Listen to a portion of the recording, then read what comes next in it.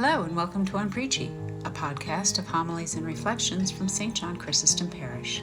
Today, Father Brian Zumbrum reflects on Mark chapter 9, verses 38 to 48, the Gospel reading for Sunday, September 29th, 2024. So a few weeks ago, I had the opportunity to listen to a wonderful audiobook titled Braiding Sweetgrass. The author is both an indigenous woman and an acclaimed botanist, and she uses her knowledge of plants to offer lessons for contemporary Americans of how we can return to the wisdom that is contained in this world all around us. As the chapters went on, she spoke of the connection between all living things with this intimacy and reverence and love that was both inspiring and humbling. And yet, as the book continued, I found myself more and more uncomfortable, because she kept challenging me to open my eyes and see a reality that I so often wish to suppress, which is that my lifestyle is so divorced from that level of intimacy and connection that she possesses. I am totally detached from the origins of where my food comes from. The large corporate farms exploiting both the land and those who labor on it to get me whatever produce I want when I want it, regardless of it being in or out of season. I don't think of how easily I dispose of things. The trash that I dump in the can without a passing thought of how this product was produced, who produced it, and what was its cost. And I am far too often unconcerned with how everything I use and consume is created. The sweatshops, the dangerous working conditions, the children who labor for my chocolate and my tech and my clothes. It all occupies so little space in my mind. Not out of malice. I would like to think I'm not a bad person, but really just out of simple neglect. Because all too often, my life is concerned with just survival day to day. What's the next task? Who's the next person I need to listen to? Do I get a breather today to just sit and be? Which is why the readings for this weekend have left me so deeply unsettled. Because what happens when the sins we're called to avoid are so pervasive we don't even give them a second thought? How can we avoid leading one another into sin when that feels unavoidable? What happens when the systems we take for granted are wounding our sisters and brothers every day? How can we heed the cry of the exploited laborers when we are so far removed from them and their lives? When we never meet the laborers working without documentation to ensure that the price of our crops and our poultry and our restaurant meals stay lower? When we never watch when pesticides are sprayed over the backs of laborers working in the fields, or watch as they collapse from working in the heat for 10 or 11 or 12-hour shifts?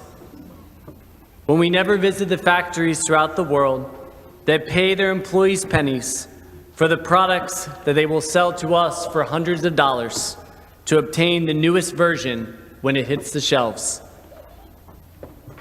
How do we heed the scriptural demands that we avoid every occasion of sin? How do we avoid participating in systems that are sinful? How do we heed the cry of the poor in our midst when there is so much other noise around us? I'm sorry to say I don't have an easy answer to all of those really good questions.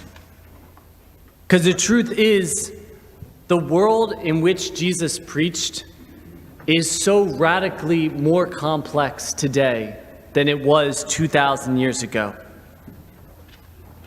But the one thing I do believe is that even though things are complex, we cannot turn away from it. We can't bury our heads in the proverbial sand and live in ignorance of the world and the systems of which we are a part. For we believe in the truth that sets us free. And it is the truth that reminds us again and again of the one fundamental truth that we belong to each other. that every single person on this planet is a sacred gift of God with infinite worth and a profound destiny, that this world itself is a gift, a sacred trust placed into our hands to be cultivated and cared for.